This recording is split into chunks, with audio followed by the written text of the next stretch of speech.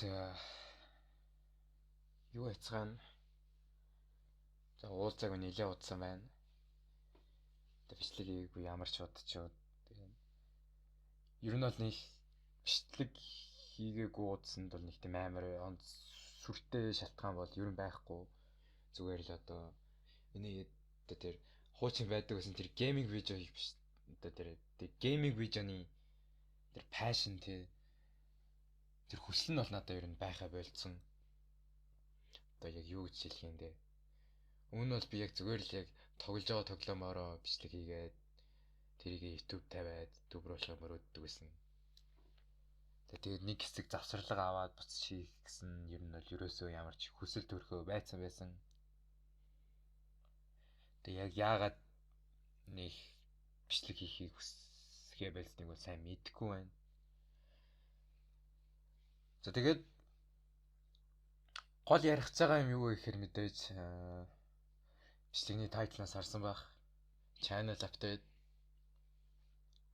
За яг одооноос эхэлж миний channel яг ямархуу channel болох вэ гэхээр за ямар тач яг full time gaming channel бол байха болно. Тэр нь юу гэсэн үг вэ гэхээр зөвхөн gaming бичлэг хийгээ болно гэсэн үг. Тэгээд gaming биш бичлэг хийн гэхээр яг ямар бичлэг хийн гэсэн үг вэ гэхээр одоо хамгийн сүүлд хийсэн бичлэг байсан шүү дээ. Яг гейминг биш те геймингтэй холбоотой бичлэг байсан. За яг тийм бичлэгүүд бол орох байх. Яг өөрөө тоглоод тэрүүгээрээ бичлэг хийх хэсгээ сайн мэдэхгүй байна. За геймингийн хувьд бол тийм байна. За тэгэд би сүүлийн хэдэн сар нэлээд бодлоо тэгээд анимтай холбоотой бичлэг хий гэж юу бодож байна. Монголд яг үнэхээр анимтай холбоотой чанартай контент, чанартай бичлэг хийдэг хүн үнэхээр ховор байд юм байна. За яг миний сайн мэдэх юм бол ерөөсөө л Чикаро Чаптели хоёр л байна. Тэгээд Чаптели бол бас яг байнгын аним контент хийдэггүй шүү дээ. Тэгээд Чикаро ч гэсэн ер нь нэх аним контент хийхээ байцлаа. Тэгээд би өөрөө л аним үзэх маш дуртай. Одоо амьдралынхаа хугацаанд бараг 700 гаруй аним үзлээ. Ихэнх том IP-нуудыг би бүгдийг мэдж байгаа гэж бодож байна өөрийгөө. За тэгээд хангалттай хэмжээний та нарт контент хүргэх гээд хэрэгтэй одоо тэр мэдлэг хэдрэл надад байгаа л гэж бодож байна. За тэгээд ямар ч тач би аним товчлол гэдэг юмд бол үнэхээр дургу яг үннийг хэлэхэд бол мэдээж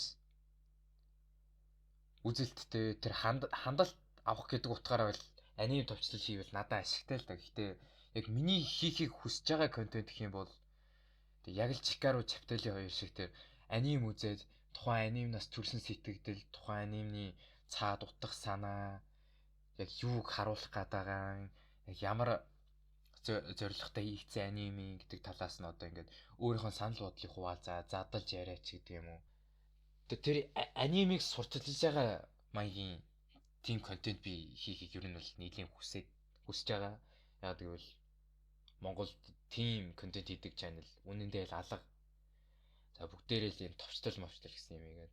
Яг уу товчлол үздэг хүмүүсийг би нэг буруутгахгүй л дээ. Гэхдээ ер нь л гой анимнуудыг тэгэж яриулахын оронд өөрсдөө үзэж чагаарай л гэж би хэлэхээр байна. Зөвлөгч байх үү те. Одоо жишээ нь Монголд бол Attack on Titan, Demon Slayer, Jujutsu Kaisen энэ гээд ер нь нэг иймэрдүү анимнуудыг бол үзээгүй баг байхгүй байх. За ядчил ийм YouTube дээр те контент үздэг хүмүүс бол баг бүгдээрээ л үзсэн байгаа гэж бодож байна.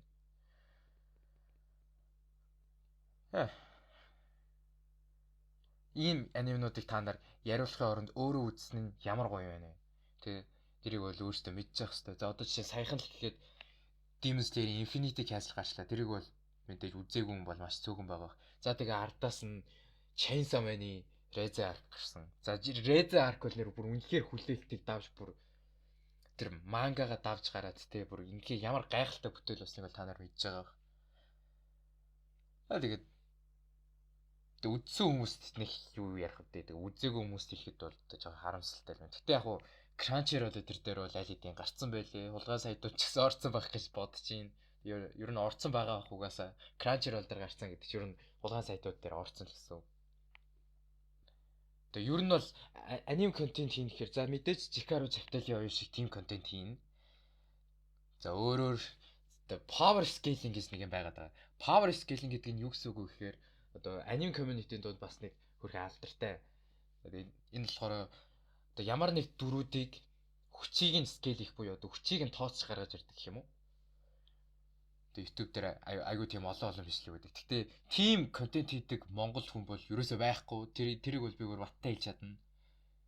За ядчил яг 100% power scaling гэдэг бичлэг бол хийдэг channel бол байхгүй. За power scaling-тэй хамгийн төстэй бичлэг хийсэн гэх юм бол за нөгөө нэг Jikaru-гийн өнөө цагийн технологи Attack on Titan-ы нүргэнийг зогсоож чадах гэсэн бичлэг үүсэн. За тэрэн дээр бол Jikaru яг Рамблинг яг хэр том газар нутаг эзэлдэг те одоо өнөө цагийн дээр технологи зэр зэвсэг нь яг ямар хуулсан байгаа ингээд нэг тиймэрдүү маягаар скейл хийсэн. За ер нь бол нэг тиймэрдүү гэдээ ойлгочих. Гэхдээ бас яг тийм бол биш заяа. За ер нь би дараа нэг тусдаа энэ дээр бичлэг хийнэ гэж бодож байна. Тэгэхээр тэр бичлэгнээс үзээ ойлгочих. За тэгэхээр би ямар ч power scaling гэх юм байна. За power scaling гэхээр одоо жишээ нь те Naruto-гийн эсрэг Luffy ч гэдэг юм а те One Punch Man-ийн үлэмж биетэй Marugori-гийн эсрэг нүргэн H гэдэг юм уу нэг тиймэрдүү матчапууд одоо бичлэг хийнэ гэсэн үг л дээ ер нь бол тий. За power scaling-ийн хувьд тийм байна. За би тэгээд бас жоохон манганы chapter дээр жоохон review хийж бодож байгаа тий. Одоо хамгийн сүүлд гарсан One Piece, Blue Lock, JJK Mojo Lock гэдэг юм уу тий. Их тиймэрдүү манга chapter-ууд review хий гэж бодож байгаа. За тэгээ энэ нь бол ерөөсөө тийм ярьж өгж байгаа хэрэг бол ерөөсөө биш шүү guys. Ерөөсөө тэгэж юм яриул аль болох юм битгий яриул. Яг өөртөө л үзэж сонирхож тэр нь илүү чухал. За тэгээд өөртөө үзэж сонирхсны дараа одоо яг миний яриад байгаа төрлийн контентууд үзүүл нэрээ шал өөр experience байдаг юм шүү. Тэгээд битгий тэгээд толгойг юм шиг яриулж байгаарэ. Тэгээд хаяада тийм үнэхээр бүр ингээд хүн тоож үзхийн аргагүй тийм гологдмол шилэгдмэл тийм заваа анимнуудыг бол яриулж жагаад бол нэг тийм бас яг нэг тийм уурлаад байх юм байхгүй. Гол нь тийм анимнуудыг бараг яриулах чирэг байна одоо яг үнийг хэлэхэд. Одоо хамгийн сүүлд гарсан те One Punch Man-ийн season 3 бүр ямар аимшигтай сүрэл болов те. Record of Ragnarok-ийн бас season 3 ямар аимшигтай сүрэл болов. Гэтэл My Hero Academy сүүлийн season бүр IMDb дээр бүх ангийн 9-өөс дээш хүндлэгтэй байлаа гэдэг юм ба тий. Одоо тэр My Hero Academy-г бол яриулахыг хинч хүсэхгүй байгаа шүү дээ. Бас Монгол My Hero Academy үзээгүй хүн бас нэг тийм амар олон байгаа гэж бол би бодохгүй байна. Хүн болгол баг My Hero Academy-г мэдчих хэвээр. За гейминг видео бол баг орохгүй нэ гэж ойлгож болох нь. За стрим бол би хийж магадгүй. За мэдээж вал монтажууд бол ордгороо нэг те хэдэн сардаа нэг ороо явах бах те одоо immortal орчлоо энэ ч одоо цаашаа бас явж магадгүй юуны магад те бас те цаашаа хөргө явчих юм билүү те хим итгэв. Тэгээд геймингтэй холбоотой бичлэгүүд бол ордгороо орох бах. Одоо би удахгүй гарч ирэх гэж байгаа те Roblox дээр Rails ч юм уу те. Тэгээд Rails бол Roblox-ыг ерөөсөө аврал гэж би бодоод байгаа. Одоо сүүлийн бүтэн жил brain rot-оор халдварлаа штэ Roblox ч одоо 5 настай iPad kid-үүдээр живлээ. Одоо тэгж ханлаа. За хамгийн сүүлд Forge гэх нэг тоглоом гарч ирсэн. Тэгээд Forge бол яг го brain rot-оос бол мэдээж хамаагүй дээр бүр эдэн лиг илүү дээр. Гэхдээ бас яг л сайн тоглоом болоогүй. Тэгээд Deep Woken Block Daisy-тэртэй харьцуулахад те Guts Black Water-тай харьцуулахад юу ч хийж тоглоом штэ. Адилхан л одоо баг or mind гэдэг л fish гэсэн үг шүү дээ ер нь бол. Яг л or mind гэдэг fish гэсэн үг байгаа. Тэгээ RNG геймнүүдээс бол залхах юм. За тэгээ удахгүй Races гэж нэг тоглоом гарч иж Roblox-ыг аварна гэдэгт бол би итгэлтэй байна. За Races бол Roblox-ыг авраа зогсохгүй Blox Roots-тэй хамт Bandit Beat-руудыг тэр чигт нөхүүлнэ гэж би бодож байгаа. За жоохон хадуураа авчлаа тэгээд. За ямар ч тач тэгээд гейминг бичлэгнүүд бол орох нь байна. Биш ээ. Геймтэй холбоотой бичлэгүүд бол орох нь байна. Тэгээ стрим хийж магадгүй. Анимтэй холбоотой контентууд бол ер нь бол голчлон орно гэж би бодож байна.